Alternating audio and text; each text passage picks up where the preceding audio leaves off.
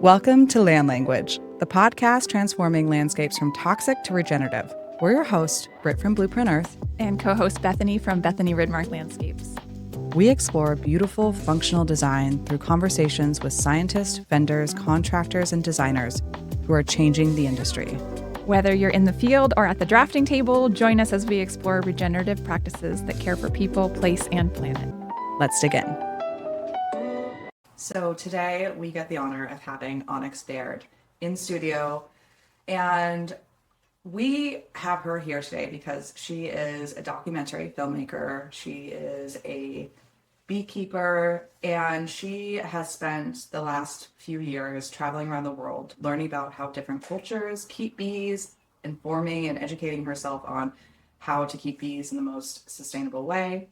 And there's so much question and fear around bees from a commercial beekeeping standpoint, kids being scared of them, how to introduce them to your clients, that we really wanted to know more for ourselves and to share about how we can help you get some swarms and hives into your projects and your clients' yards. Thank you for having me. I'm really excited to have this conversation and debunk some things and bring some excitement about the bees and making it approachable for people, because it's really not as challenging as it's made out to be. There's so much richness of the history of bees and cultures, and there's so much that is stigmatized around honeybees and around how people interact with bees, that we'd love to hear a little bit about how we are in this moment right now in modern day, what beekeeping looks like, and maybe some of the challenges that beekeepers are facing and how we can rewrite. Yeah, definitely. So I think for context, we should maybe back up like 120 million years. So that's how old also, we're talking about honeybees today, which I'll just clarify. We'll talk about other kinds of bees later probably, but right now I'm talking about Apis mellifera, which is the honey-bearing bee. And this bee is 120 million years old. So they have been here a really long time, and they know how to adapt to challenges. And for context, the dinosaurs went extinct like 45 million years ago. So the bees know what's up. They've seen it all. Yeah, they've seen it all. They've seen ice ages. They've seen all kinds of crazy stuff. So they're one of the most adaptable and ancient creatures on this earth. And humans have had a relationship with bees for, I would assume, the entirety of our existence. You really start to see that relationship begin around 9,000 years ago, when there were honey hunters. So people would go to wild hives and they would gather honey. And scientists actually believe that is what caused our brains to evolve and expand. No way. So bees have played a very intimate role in the evolution of humanity. So it makes sense that we have this kindred spirit with honeybees and this fascination and this curiosity around them, because we've been in partnership for a really long time. And then around 4,500 years ago, we start seeing what I would call the domestication of bees in ancient Egypt, where we started to bring bees into our communities. We would make hive structures for them, and we would introduce bees to them near our homes. And we also began something called migratory beekeeping, where beekeepers would move bees up and down the Nile to pollinate different crops. Throughout ancient history, the bees were always revered as something really special. I think there's probably a cellular memory of the sacredness of bees and our partnership and evolution with them. But bees were often associated with gods and goddesses, and honey was something that was really sacred, and you offered it to the gods. You know, Egypt was like the land of milk and honey. Then, if we fast forward to more modern day, around 160 years ago, that's when we first started the industrialization of beekeeping. So that is relatively new in the spectrum and the scale of how long bees have been on this planet. And industrial beekeeping is really when we invented something called the Langstroth hive, which is what you are probably all familiar with when you think about bees in boxes, like in a field. So that's only 160 years old. And it was initially invented because it was for the ease of harvesting honey. So you'll have frames. Oftentimes they have plastic foundation that forces the bees to build in a really, almost like a filing cabinet. So you can easily take these frames out and you can move these boxes around, and for ease of pollination and stuff like that. So that is really why that hive was invented. It was for human convenience. It was not for the bees. And we also started doing something around 100 years ago that was artificially breeding queen bees. So we started manipulating the genetics of the hive as well to try and optimize them and to try to select for things like docile behavior and high honey production and all these things that benefit humans, but there's a genetic cost to that. So I believe that we're just starting to see the impacts of those practices. I'm sure that most people that are listening to this podcast have heard something about the bees not doing well or the bees suffering. And actually, there's some really interesting news that just was published. And essentially, 2024 was, at this point, the deadliest year on record for U.S. honeybee colonies. The statistics are saying that we have lost about 70% of our hives this year, which is pretty alarming. It's not a new story. The bees have been struggling, at least in a commercial, industrial, agricultural context, since 2010, when there was something brought in called the Varroa mite that came from Asia.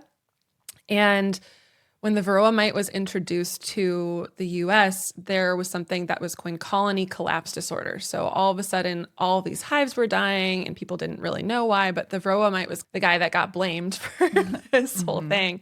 And the solution that beekeepers came to was to treat their hives with different chemicals to try and kill the mites, right? But those chemicals also have a negative impact on the bees themselves. And beekeepers believed that wild bees must have all died because they didn't have anyone to help them.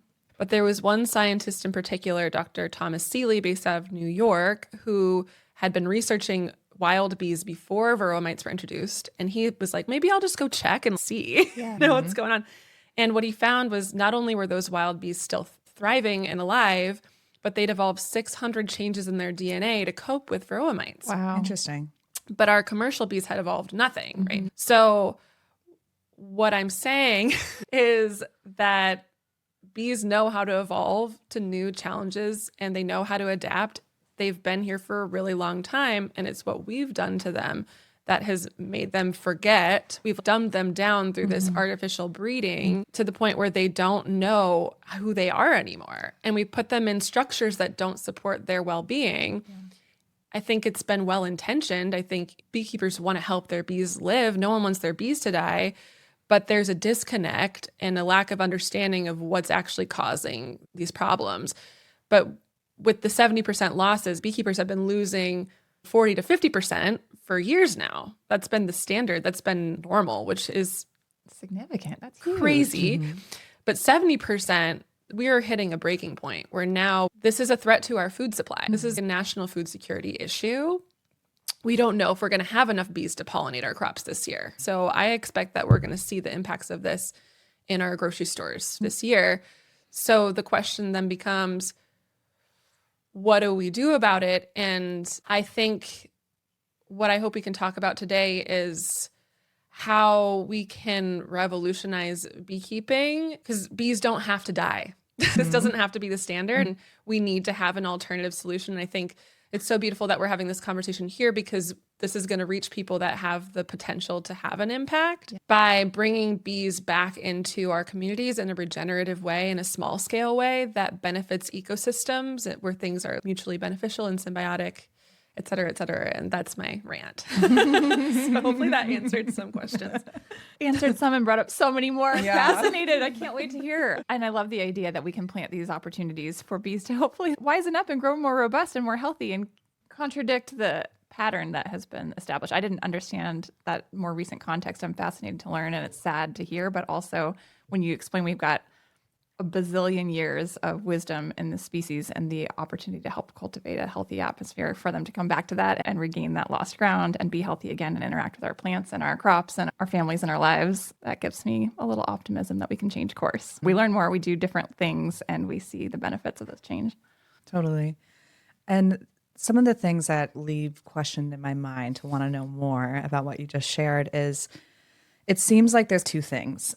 there is the native bee and the honeybee, worth discussing. And then there's also commercial beekeeping and urban or rural beekeeping on the scale of within a neighborhood and what's appropriate in terms of how close to keep swarms that I'm just so curious about. Can you talk a little bit on both of those? Native versus honeybees and some of the stigma, because we got to see that Willamette Weekly article that you were sharing about that really bashed the honeybee. And when I got my swarm from you, I immediately got asked questions around, oh, are those native bees? Are those honeybees? Because that article was clearly fresh. Yes. And I think this conversation is important. So honeybees are not native to the US. They were imported, but they are naturalized. They've been here for over 400 years. So they are part of the ecosystem now. I wouldn't call them invasive, though there's a lot of different opinions about that. And in a wild context, bees do not cause ecological harm to the environment. They choose to nest at a density that does not oversaturate an environment. It's hard to give an exact number because ecosystems are variable. There's different levels of forage, and I can't standardize that. A forest ecosystem is not the same as a prairie. But in a forest, I believe the statistic is 1 hive for every mile or something. They don't nest really close together. So they're not stripping the ecosystem of resources.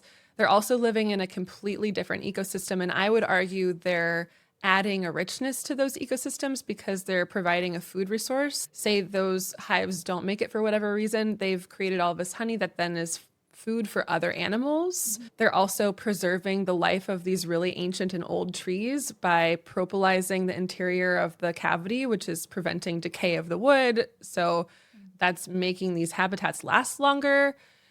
And that's not even accounting just the energetic frequency that they carry and its ripple effects into the environment. So if we're talking about an urban safe, are we like, okay, it would be a dream if we could see one swarm living every 2 city blocks? In an urban setting, there's generally more food. For me, it's really that we should look at our responsibility if you're going to have bees, that you have an ecological responsibility to create habitat for our native bees. Because when honeybees are oversaturated, they do strip the nectar from the environment. And it also has to do with our hives that we keep them in. That's another big piece. So one of the issues is that most people keep bees in these thin-walled boxes, whereas a tree has 5 to 6 inches of insulation.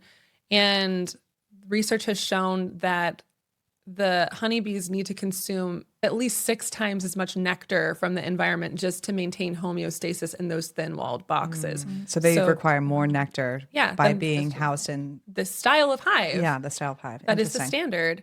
So one thing that we can do right off the bat is add a lot of insulation to our hives to mimic more of a tree nest where they're not so stressed and having to strip so much nectar from the environment just to survive. That is immediately something that can be done to mitigate the impact. But I also think that honeybees encourage us to plant things. You're thinking about this creature that you're stewarding and you're like, okay, I need to take care of them. Part of that is planting flowers. And so we want to plant native flowers as much as we can. And there are a lot of native plants that support both our native bees and honeybees. One in particular is the native goldenrod and our native aster, the Douglas aster here in the Pacific Northwest.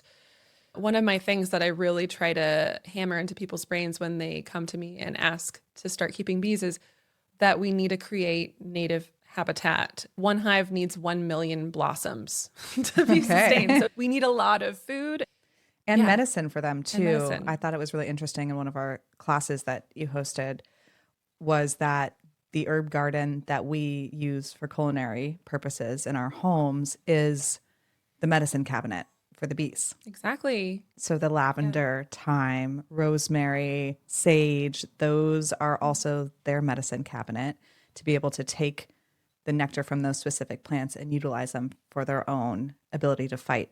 Is it pests, Viruses? disease, Yeah, viruses, bacterial diseases, Varroa mites, one of the quote unquote organic treatments. If you ask beekeepers what to do about mites, you're going to get 1,000 different answers. My answer is to do nothing except for plant the environment with medicinal plants. But one of the organic mite treatments is a derivative of thyme. I think it's called thymol or something.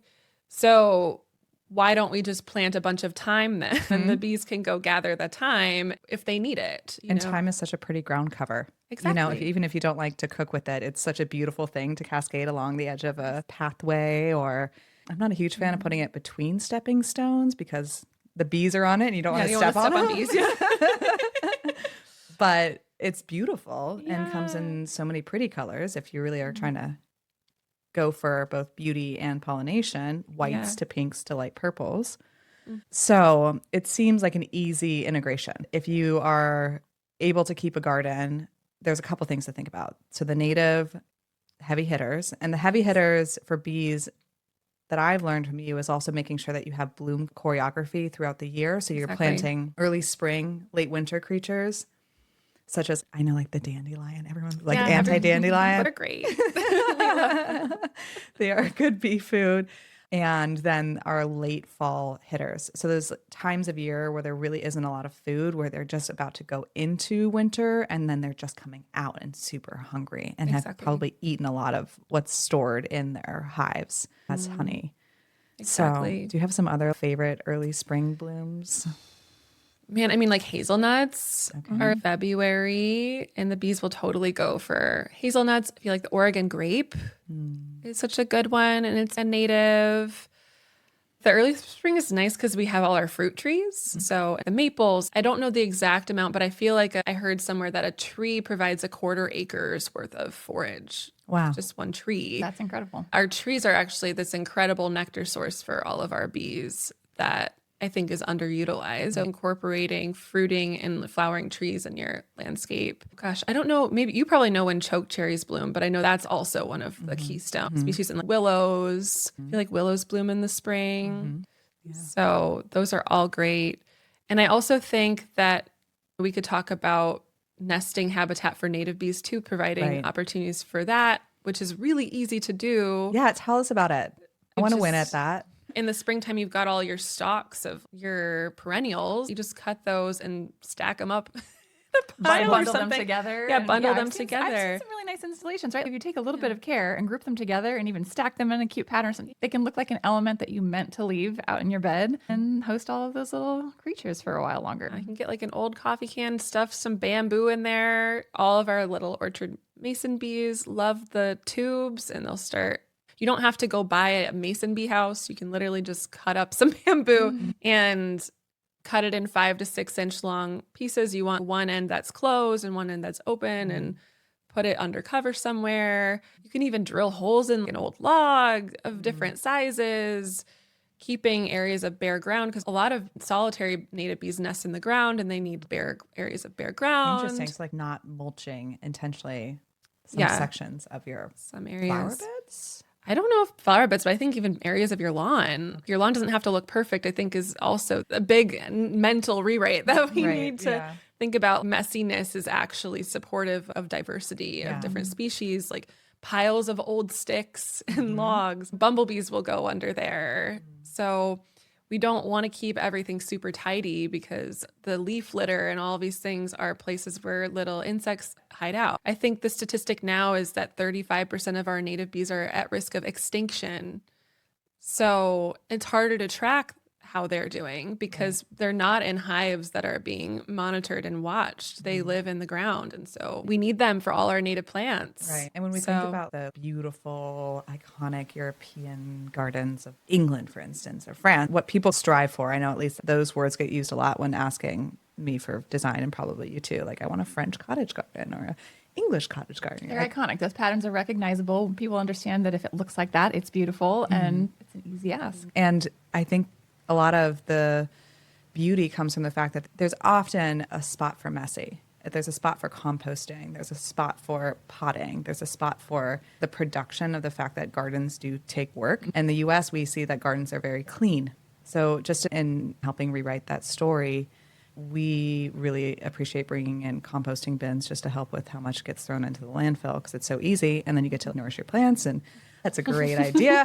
But this idea of leaving the skeletons from winter always feels like something that's really important when we're telling our clients how to take care of their winter garden, that when stuff goes dormant, you don't just cut it all back.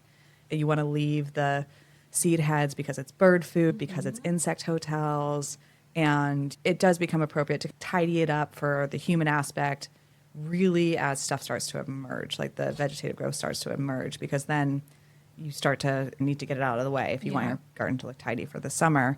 That's been our standard. Are we not doing it right? Are we like leave the mess all the time? No, I think it's great. So the thing is the garden cleanup in the spring to wait until the temperatures are consistently over 50 degrees. Okay.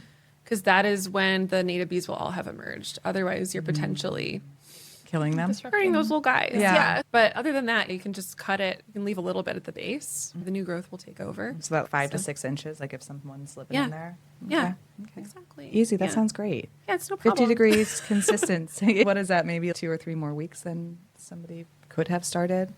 I'm not even sure, but it sounds close enough to make that a rule. So we've got mason bee houses in the garden, and then we've got some stems left from echinacea or some hollow perennials that become homes. We've got coffee cans of bamboo. Yeah, or you can get creative with it. You could have a whole, if you want to go really wild, you could build a little structure. You can really get as creative as you want to get. You can throw some pine cones in there. You can throw some leaf litter. You can put even a little bit of chicken wire over it so it stays in there Tidy. and doesn't fall out. Yeah.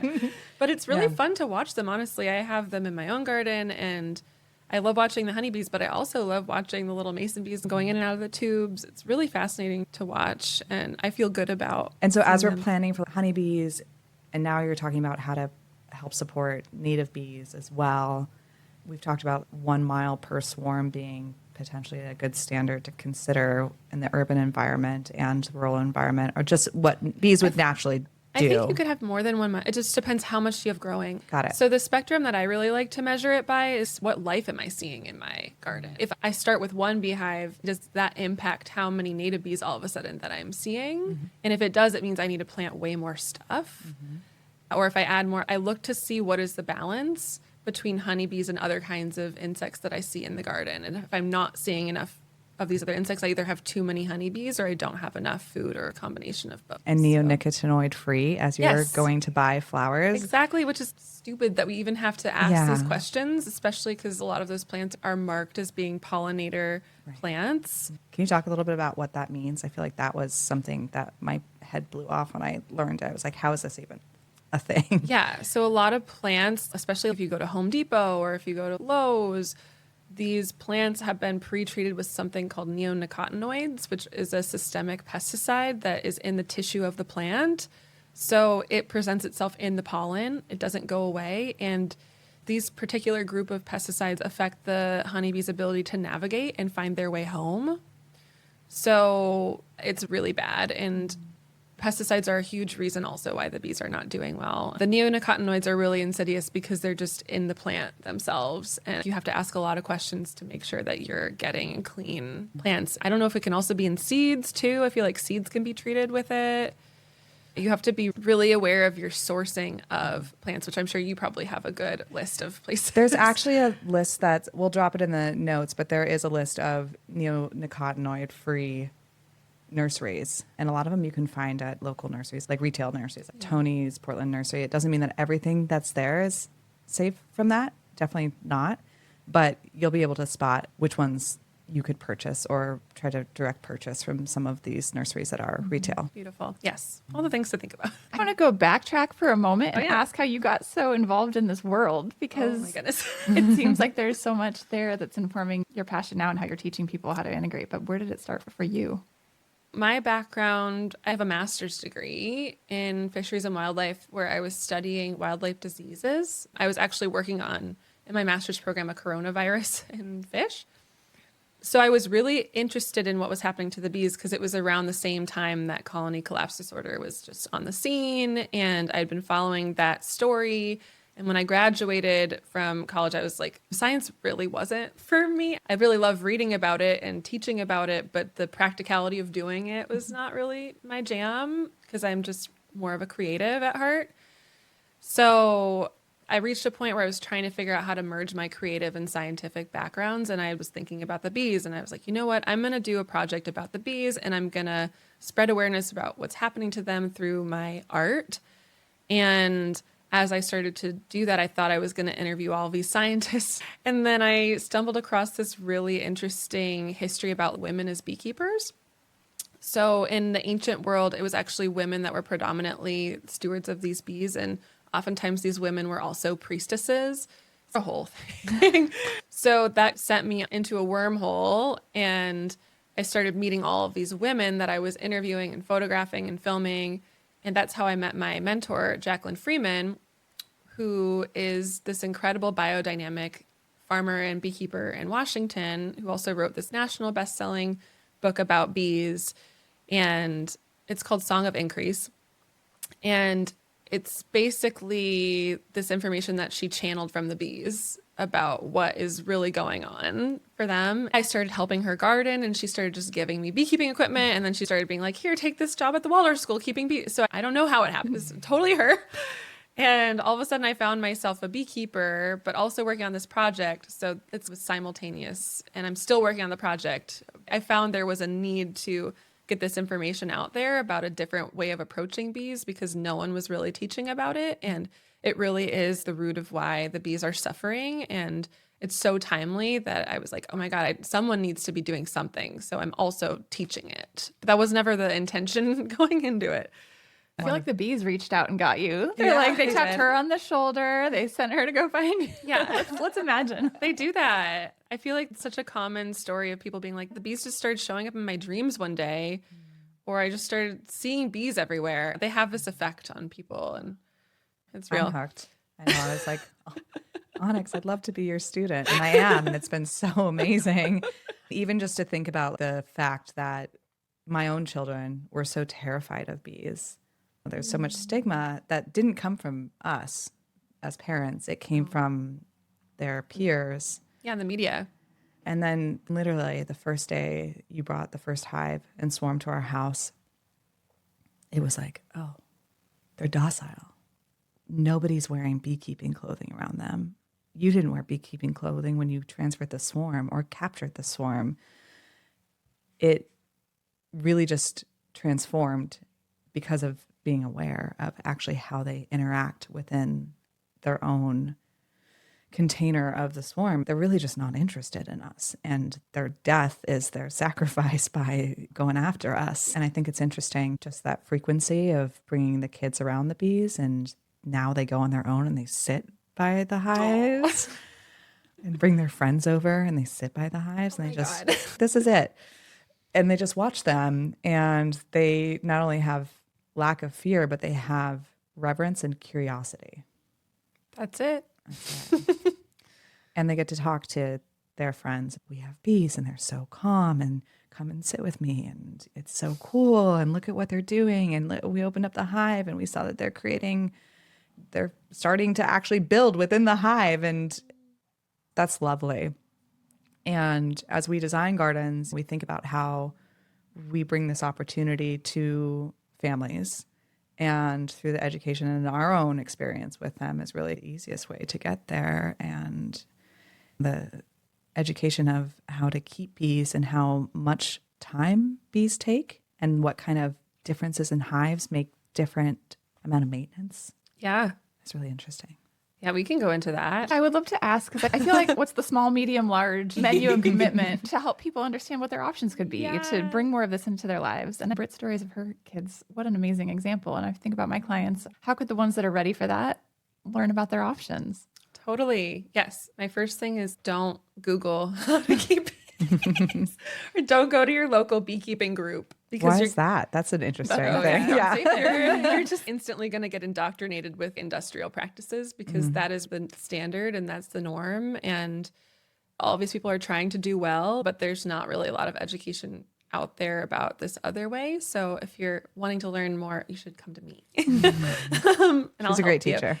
So there's a spectrum, right? If you're not really worried about harvesting honey and you just want to have bees in your garden, going more the route of what is called a habitat hive. Bees have evolved in trees. That's their ancestral home. They've co-evolved with that space. So everything that I do is trying to get them as close to that environment as possible. But you can straight up go with a tree. There are people that make hollowed out logs and set them up in your garden. And that's something that the bees maybe even will just move into on their own if it's appealing enough. Or you bring the bees in and then you just let them do their thing. And there's just nothing really needed other than to plant for them and to provide them a water source and just enjoy their presence. And I have a friend too that makes these mimic log hives that are made out of rounds, like cedar rounds, and he fills the intermediary space with pine shavings, and you can strap it up to a tree or you can put it on a stand. And so those are really low maintenance, cost-effective ways also to get into bees, because I think those hives are $300 to $400 and then you're done. If you want to have more of an intimate relationship with the bees, the other end of the spectrum would be to do something like a top bar hive. So a top bar hive is what we call a horizontal hive style. So it's one room. This is what you have, Brit.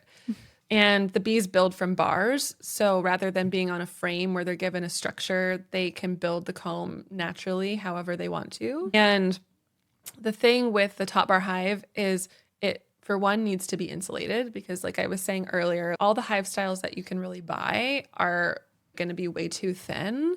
So I've been experimenting with this stuff called thermocork. It's basically sheets of cork. And I've been adding that to the insides of all of my hives, which supports the bees on a lot of levels, but insulation is huge.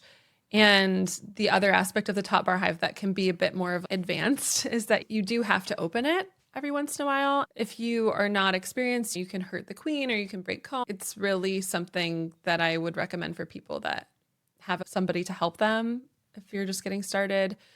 But it's nice because you can cycle out some of the old comb that might be building up toxins or pesticides.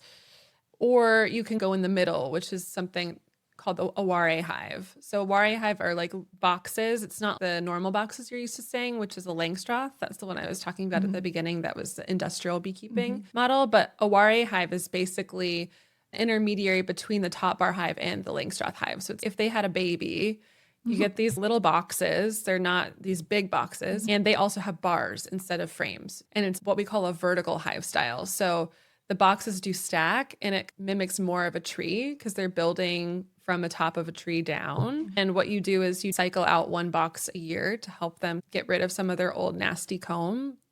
And I also retrofit that with cork as well.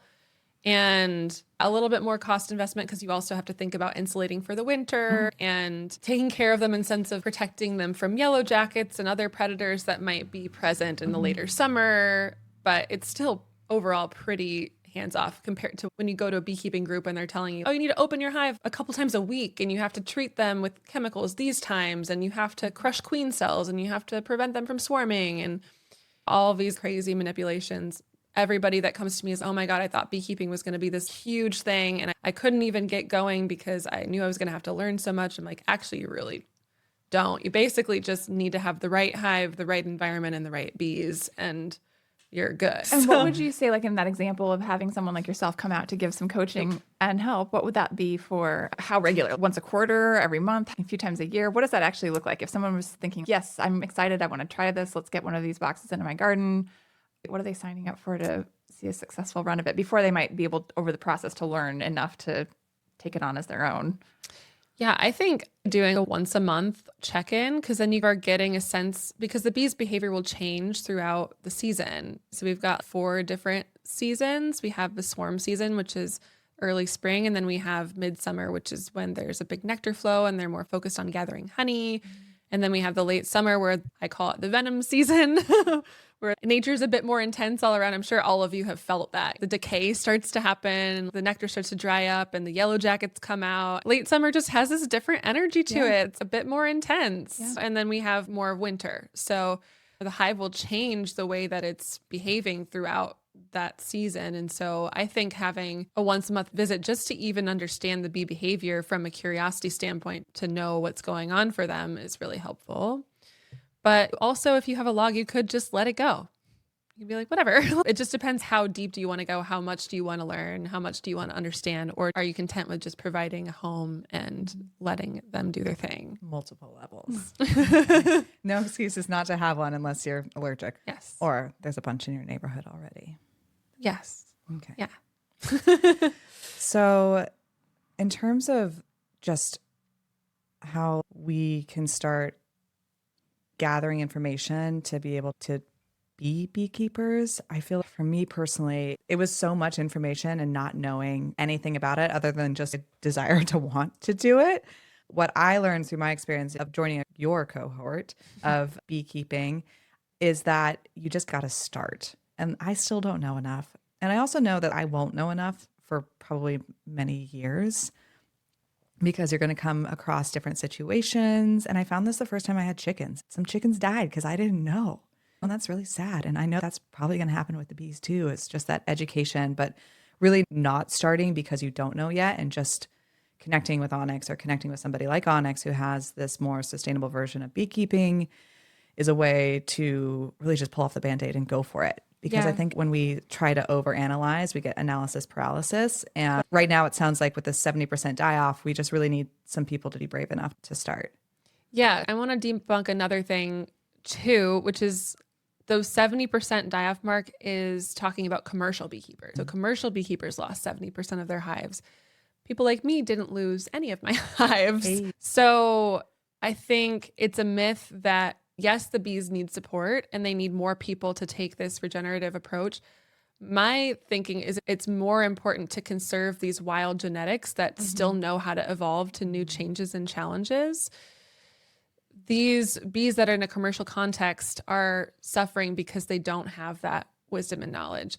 And there is a threat of honeybees that we need to protect them, but we need to protect these wild genetics because if we lose that, the bees lose their ability to evolve to things, which is crazy. And there's just so much habitat fragmentation and like those old trees, there's just not as many of them as there used to be.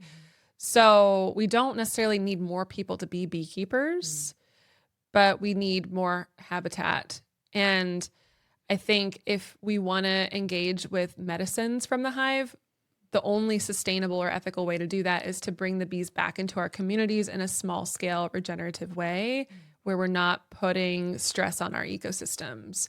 And I don't see a way to do that sustainably in a commercial context. The way that I harvest bee medicine, like honey, I crush everything by hand. It's something that you can do if you have 1 to 5 hives under your care. But if you have 100 hives under your care, you can't insulate all those boxes with cork. You can't crush all that honey by hand. There's just such a drop in quality. And I think that the medicine of the bees is profound and that we really need it at this time. Pretty much everything they make can cure anything that ails us. In order to engage with that, we need to be more like bees and we need to consider our ecosystems. What hope do commercial beekeepers have? Is there a version of commercial beekeeping that feels in line with what you're saying? Because I'm hearing you say the production side of it is really the challenge.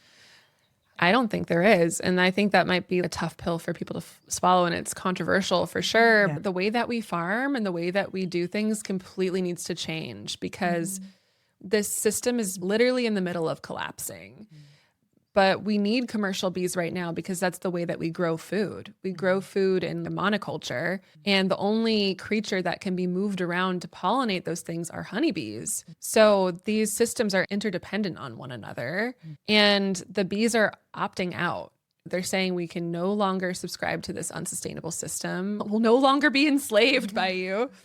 We're going to die. So we need to come up with some alternative solutions quickly. Otherwise, we're not going to have food to eat. I don't see any hope for this system. We need to have locally grown food. We need regenerative agriculture. We need biodiverse ecosystems, and we need both honeybees and native bees to be incorporated in those food growing models. I get all the little goosebumps up here, partly out of the sadness and the outrage to recognize there are some really massive issues that are happening all around us. We can look in any direction and see things that are crumbling and falling apart. They're not sustainable. They're not healthy. They're causing ripple effects of damage and disease and chaos. But if we can zoom in and look at our own footprints, our own neighborhoods, our own places. And again, I think, Britt, this is a conversation we have all the time, right? Like the projects that we can touch, the people that we can touch in our orbit, the influence that we can make in a smaller scale. When you're describing the situation with industrialized agriculture, it's a huge passion topic for me as well. But when we zoom back in on the local scale, whether we're in local small farms, small urban farms, community gardens, backyard gardens, all of these places where there is a robust diversity, where there are people experimenting with different types of plants and different seasonal projects. And I'm thinking about the impact that a single gardener can make in their property, whether they're taking care of bees that are pollinating their own little backyard plot, or whether it's literally, hey, these bees are going to circulate the neighborhood. And I'm thinking about my neighborhood. I live not very far from a 12-acre park where they put in a community garden a few years ago. And it's really fun. And it's nice to see that all these little plots are happening. And I'm thinking, gosh, so anyone like me, if we are nurturing the bees in our neighborhood, they're going out and they're pollinating a great crop for the families that are living off of these local gardens. And it doesn't solve the giant picture, but replicating that model over and over in all of our neighborhoods, that is the way forward. And to your point, we get to help preserve that genetic diversity in the bee population, hopefully preserve the genetic diversity in the plant material that we're growing. I'm putting a plug in. My kids' school just finished their tomato fundraiser, and I love it. Their gardener has spearheaded all sorts of fun varieties. And so again, we're bringing home all sorts of weird and wild and wonderful tomatoes that are not what you get to get at the grocery store. And I will welcome any little creature that helps those to thrive. I'm always looking for a hopeful path forward of something that we can do that's practical and actionable, that does make a difference, even if we can't solve the crumbling of the wild world around us. There are these little unique and interesting paths towards something more healthy and more nourishing and life-giving. And even before we started recording today, we're just sitting out with the bees in the grass and watching them come and go from their hive. And there's something incredibly soothing about that. And I'm inspired by the passion that you have for this, Onyx. And I was saying before we started recording too, this is my curiosity and learning. I've never been a beekeeper. I've never had a close relationship with the bees. I do love a good homemade bee-based body product or something like that. I've made lip balm before. I've had those little moments, or hand-dipped beeswax candles. But it's really fun to get to see Brit's experience here on her own property and to see how much of an impact you've had in her life. You were saying you met last October. fall, Yeah. and I'm grateful to be sitting here learning and listening. I was wondering if we'd go back to one of the stories you were sharing outside before about this banana peel thing. I think that is so wild, and I just want to say it again for people to hear. Oh my gosh. Yeah, so the banana the banana thing. Bees communicate a lot through scent, and one of the scents that they have is the bee venom pheromone, which smells like bananas. I had no idea. Yeah. So I always tell people to not eat bananas before they go and visit the bees, because it really smells exactly like bananas. So when the bees are alarmed and they're in a defensive mode, they'll emit this scent that smells like banana. And that's how you know they're upset with you and that you might receive a sting, that they are feeling defensive, which is good for them to have that behavior. We want bees to feel defensive towards things they should be defensive towards. It's pretty amazing when you do something like you accidentally hit the hive or something, make a loud noise, and then you hear the sound and then you smell it in the air. You're like, okay, I need to get out of here. Nature's real-time feedback. Right. Yeah. It's good to know. I would probably eat a banana sitting out there hanging out with them if you didn't tell me that. You'd probably be fine, but just don't eat a banana and then go breathe on them. Yeah. And I watched you while we were moving this massive swarm when you brought it in and letting it march into the cathedral hive. I've watched you get stung because you closed your arm quickly, not because it was trying to sting you, but because you literally pinched it, and it probably didn't even mean to sting you. It just literally got pinched in that position, which stung you. And you were very smooth about it. And you didn't like, oh my gosh, how, and get all freaked out. But you were like, okay, if I do that, I know that's going to create some feelings of fear in this sphere, some stress, and that energy of just being calm around him, even though you've just received a sting, was something that I was like, if I get stung, keep calm. Yeah. And then you talked about also how if you do get stung, to remove the stinger and then to rub some sage on it or something aromatic. Yeah. You also could chew up some plantain and make a little spit poultice, because that will pull venom out. Probably also would mask the scent as well. If I have incense or something, I'll just run a little bit over that, mostly because I don't want to stress them out by putting them near that smell. But you're totally right too about the emotional state. Bees are so sensitive on a degree that we can't even comprehend. And I think a lot of animals are. A lot of animals can feel our emotional state and can perceive if we're feeling fearful or if we're feeling relaxed or if we're feeling loving. So the bees are just like that, and they'll respond to fear just like a dog would. And it's really important to maintain a meditative, loving state when you're around them. And if you can't hold that state, to remove yourself from the situation, or you're going to have an unpleasant experience, because they have strong boundaries and they're not going to tolerate negative energy in their space. I think it's also helpful to have something like rescue remedy, like the Bach flower rescue remedy for anxiety if you get a sting, and just to help you with your adrenaline, because it is, especially if you're not used to it. I'm so used to getting a sting every now and then, and sometimes I sting myself on purpose. So it really doesn't bother me at all to receive that. I mostly feel bad for them until you're used to it. You might want to just go lay down or sit with that medicine. And I thought one of the cool things to share with the kids that you shared with the team when you brought the first swarm was that bees have the facial recognition of a dog. They do. Yeah. And I was like, whoa, no wild. way. So Onyx said, when you get this swarm and you have the hive set up, you want to go and sit with the bees for 5 to 10 minutes a day. And it's actually such a joy because the frequency of being around them is so calming. Yeah. I don't think anyone could refute that. That's not a woo-woo thing. That's just literally we like... felt it just now. Yeah. It was wild. Yeah. They're actually using that to treat PTSD in people, to prescribe sitting near a beehive or working with bees, because So we've gone from it resets forest your nervous bathing to system. bee bathing. Exactly. And there are bee baths? A bee bed, Bee beds. but I love bee bath. Yeah, I mean... Basically, you are taking a bee bath in the sound or the frequency of the bees. In Slovenia, they have something called bee houses, where inside there's a bed that you can lay on, and oftentimes there's a mask that they hook up to the inside of the hive, and you breathe in the air from the hive, which they're using to treat things like asthma and long COVID, things that affect the respiratory system, but also you're bathing in the sound of the bees, which is really calming for our nervous systems. It really helps reset our nervous system. So you're totally right. When you go and sit next to a hive, the frequency that they emit is just so soothing to our bodies. And that's one of the main reasons I like having them at my house, because it's like a little spa treatment I get every day, just being in their energy. And I think it's a fun way to get your kids oriented. If you do have a hive, be like, hey, they know your face. These Make are friends. your girlfriends. Yeah. Mostly. There are Some some guy friends boyfriends. in there. Yeah. And the drones, I thought it was interesting as we watched this swarm of thousands of bees walk into the cathedral hive that there was such a low percentage of males in the swarm. And I want you to talk a little bit about what a drone is, what they do in the sky. These are such cool bits of bee info. So drones are the male component of the hive, which ironically in commercial beekeeping, one of the practices is to kill the drones and to remove them from the hive. You're basically castrating your hive, Yeah. which of course is going to have implications. But the drones generally in the spring and summer, the hive will be about 20% drones.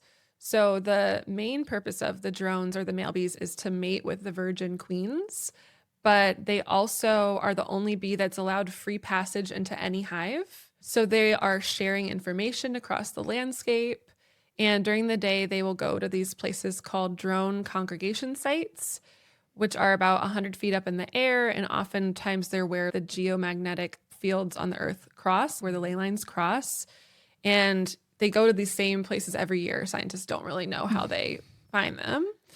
But they hang out there waiting for virgin queens to come fly up to mate. So when a virgin queen is going on her mating flight, she'll fly up through this cloud of drones in the sky, up towards the sun, and the drones will chase after her. And it takes the centrifugal force of this flight to eject his penis out, which then rips out his intestines, and he falls to the earth and dies. So it's a pretty epic Incredible. story. And she'll mate with up to 60 consecutively of the strongest, fastest, locally adapted males, and then she'll fly back to the hive and maintain that sperm for her whole entire life, which could be 3 to 7 years. So yeah, the sacrificial drones, Wow. we love them. We need them. Yeah. Yeah. We don't want to kill them off the hives. No, we need all the daddies. Yeah. And they need their Viking death. They need their Viking death. Mythological moment. Oh, I love that for them. I have a question about, so we've talked a lot about bees on our own property, but thinking about neighbors, thinking about interacting with people around the community, how do you encourage folks to introduce these ideas to people that might be still fearful and not excited and not aware of their impact on the bee populations? Wow, that's a good question. I feel like I don't generally approach people anymore because I'm more of I wait to people to come to me because I've learned my lesson of trying to convince people of a different way of being, because I think people get really defensive. But something that's coming to mind when you say that is dealing with swarms, because that seems to be a situation where I get put into contact with all kinds of people that have all kinds of experiences, and most of them are very fearful of bees, and become such a great portal for communication and education and healing people's fear. So when bees swarm, it's the naturally way that they reproduce. So in the springtime, when there's a lot of food and the hive is full of honey and bees, and the old queen will leave with about half the hive and cluster somewhere looking for a new home, and the old hive will make new queens to take over. It's basically a cell splitting in two. Those bees, who knows where they're going to land, and that's what I'm doing this time of year, is getting these calls from people that are afraid or they're scared, and they're like, oh my God, there's all these bees at my house, come take them away. And I get to teach them and be like, no, honeybees are really gentle, especially in this state where they have nothing to defend. And they see me show up and work with 30,000 bees without any protective equipment, and they see that there's bees all in the air and they're not stinging me, and they get to come close and they get to see them in person, and they realize, oh, none of these bees are trying to sting me. And then they get curious, like your children, and start to ask questions, and then they get really excited, and it's this life-changing experience for them that then they share with people that they know, and I think it just ripples outwards. I think that for me has been a really rewarding piece of getting to interact with people in this space that's also so sacred. What an honor to be there during this beautiful time for the hive where they're basically reincarnating, they're birthing themselves, and I'm midwifing such a gift. It's a beautiful thing. I've noticed one of the challenges also just in terms of interactions with neighbors is that when you have bees, you really want to make sure that they thrive. And a lot of neighbors, and really one of the reasons we started this whole podcast is because there's such toxic practices in the landscaping industry. It's very common to see people spraying herbicides in their gardens. They want that green lawn at whatever cost. And I have neighbors who do practice that. And you never want to be I'm a high-heeled hippie. I just am. And I try really hard to not be judgmental or prescriptive of what somebody else should do. But in stewarding bees, I recognize that it's my responsibility to also be offering of solutions that people can live their life in the way that they see fit. And we can have a conversation around how to help the bees, because ultimately nobody wants to kill bees. If you're like, yo, I've got bees and you can do this one thing to change your habits, people are pretty rational and they're like, cool, thanks for that information. I'm happy to do that.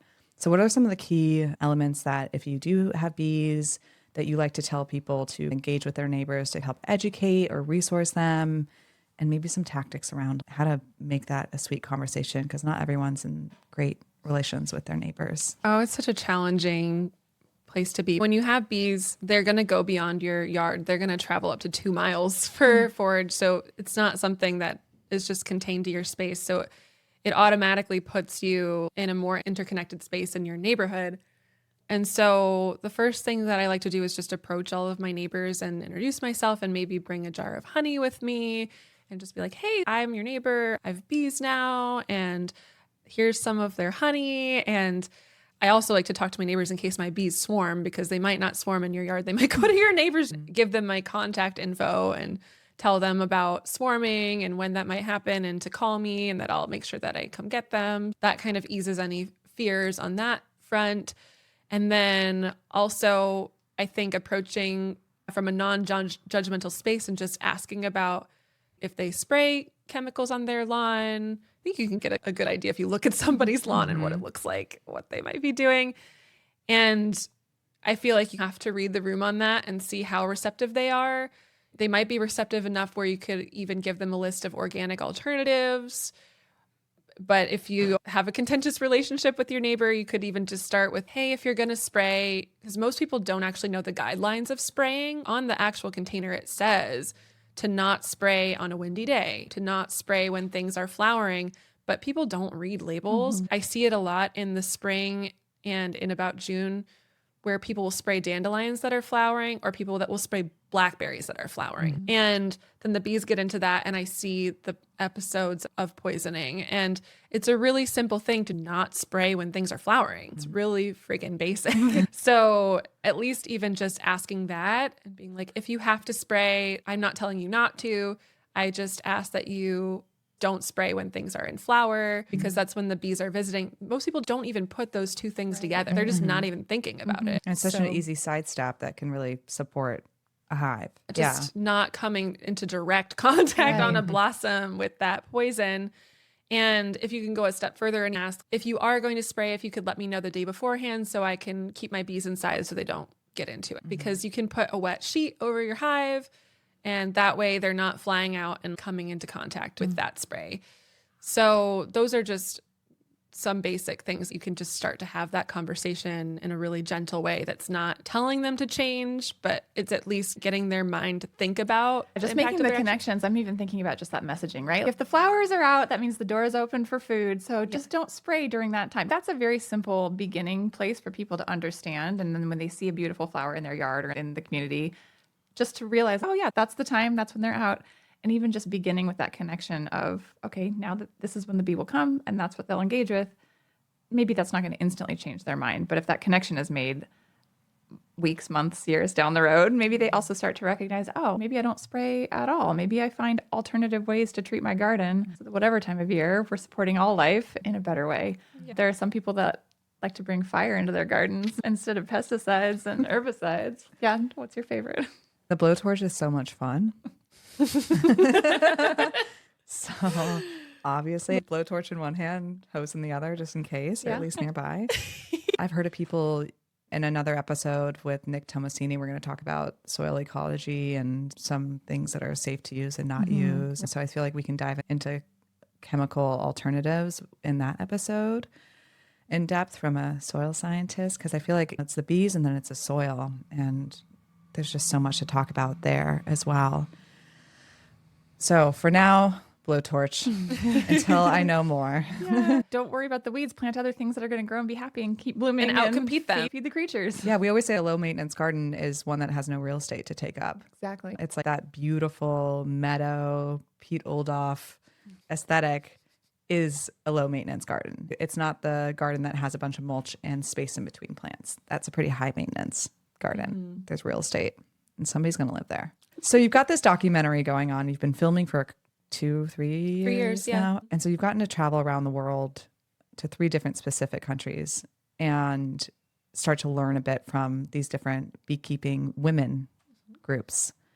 Can you talk a little bit about why you started doing this and some of the key things you've learned from these different communities? So the biggest motivating factor behind this film is to paint another way of relating to bees and debunking some of these things we've already talked about and showing what a regenerative approach actually looks like, because there have been a lot of documentaries about the bee crisis and why the bees aren't doing well, but they're totally framed through this agricultural lens, looking at bees as an agricultural animal.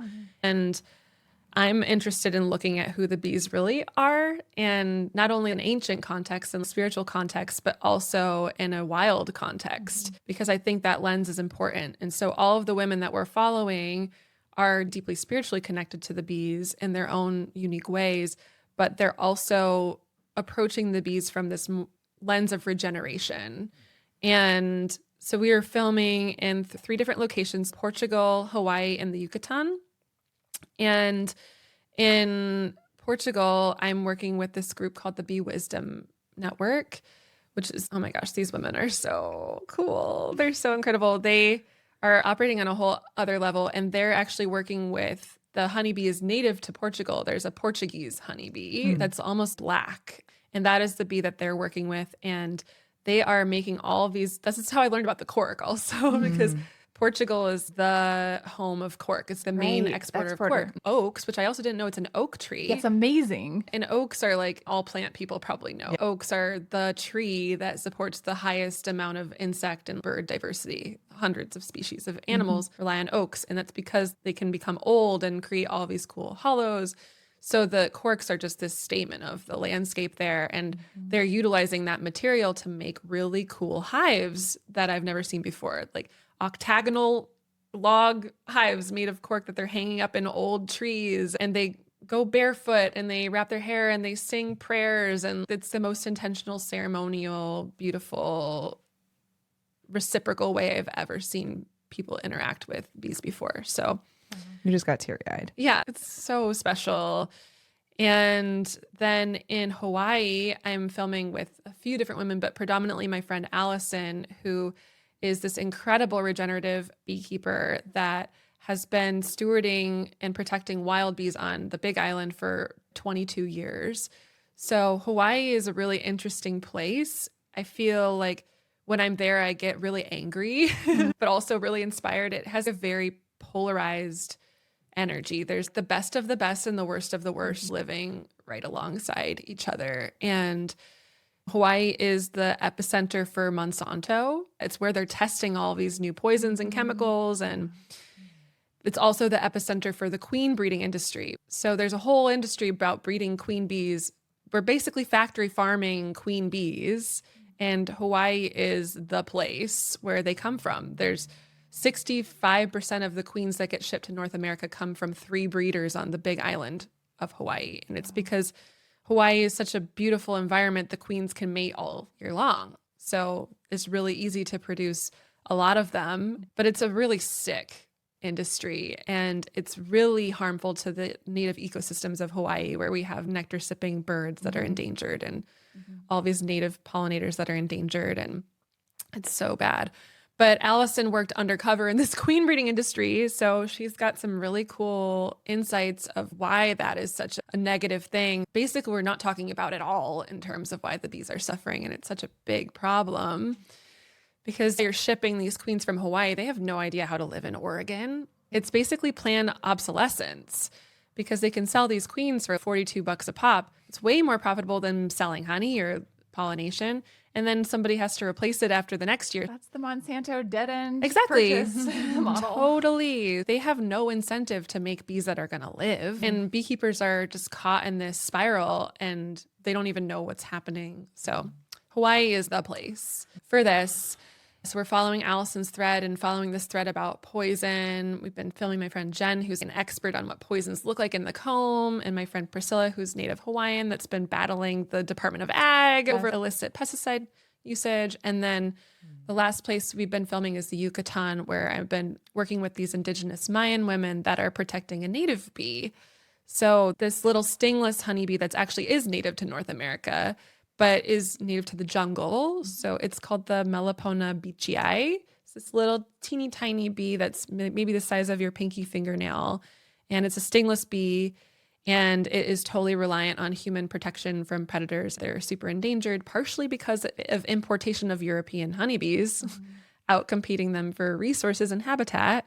So this kind of introduces an interesting point and dynamic of why we need to create diverse ecosystems that support all life and the potential implications of our commercial beekeeping on indigenous and native ecosystems. And the Mayan people have had this really sacred relationship with this one species of bee for over 3,000 years documented, so probably even older than that. And their honey is the most medicinal honey in the world because they're pollinating all of these really incredible jungle plants. And we're just scratching the surface on that. I'm actually working on updating my little teaser to incorporate some of that footage because we just got our Mayan translations back. And it's been really cool to now fully understand what we were seeing in person because the language barrier. But that's what's going on. A creative project always takes a lot of time and effort. Do you have any target dates for being able to share that project with the world? Yeah, it's totally funding dependent. The best possible scenario is going to be a release in 2027. So we're currently halfway through production and I need to raise $300,000 to finish the dang thing. So we have a crowdfunding campaign that is live now where you actually can watch a part of it. So our sizzler, which is about 12 minutes long, that has a couple scenes in there, is available as one of the crowdfunding rewards. So if you contribute to our film, you can watch some of it. There will be more pieces released over time, but there's also some other really amazing stuff in there. I'm going to be adding propolis incense, which the women in Portugal make. And there's a beautiful oil and bandanas and all kinds of cute things to encourage you to support Very it. good. People that are interested can definitely head there and see what they can get for their own lives and also nudge your project forward. I'm really Exactly. excited.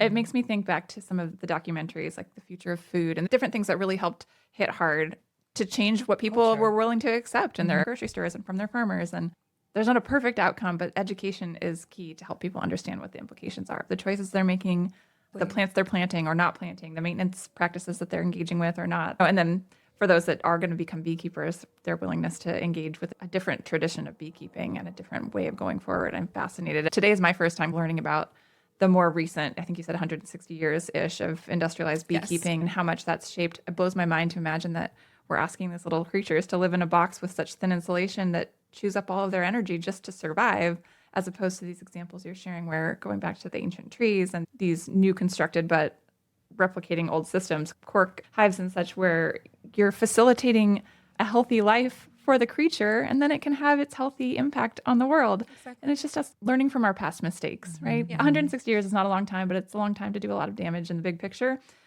But also now we can start doing things differently. And I'm going to walk away today having learned so much more than I knew coming in. And it makes me excited to know that we can just keep dropping these little bits of information and changing how we see the world and how we think about interacting. So I'm jazzed. I really want to see your project come to its completion and get to share it with all sorts of folks that I know will be so interested. And it's so beautiful. I think one of the things when I got to see your teaser at the October event was that I was blown away with how beautiful it's been filmed by you and your team, and to really see that, in my opinion, is going to land as one of those iconic documentaries that immediately we donated to it as a family because it was really clear to me that this was so well done and so beautiful that it really needed to be finished.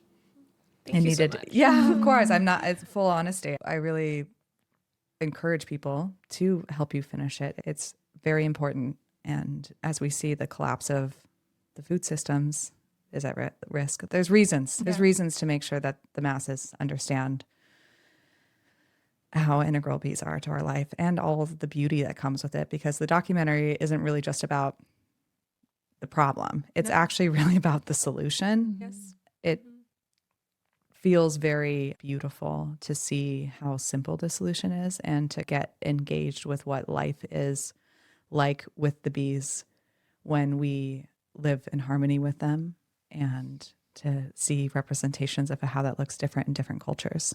Yeah. Thank you so much. I feel like it's important to be solution oriented. I think there's so many documentaries that have that approach of just shocking you. You leave feeling jarred and hopeless and depressed, informed but depressed. I'm not interested in doing that. I think there's actually so much hope. I would like to spark curiosity with it instead of trying to label things as bad or negative, and inspire people, because there are very real, tangible, simple things that we can do.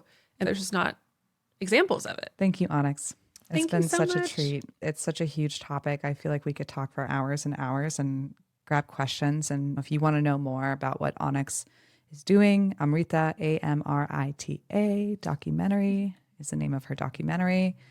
Is there another best way to get in contact with you? That's for the film. And then if you want to get in contact with me about beekeeping support, you can go to my website, feralhoney.org. Feral Honey. Feral Honey. Are you on Instagram? Anywhere? Yeah, to the see Bee about Oracle. And I've really loved joining your cohort. So I'm really grateful to be learning and to be practicing beekeeping and mesmerized by it. And for people who are interested in getting educated and wanting to be part of a bee cohort, this is my person. So I highly recommend that as well. Thank you, Brit. Thank you. An honor to walk the bee path together. Truly.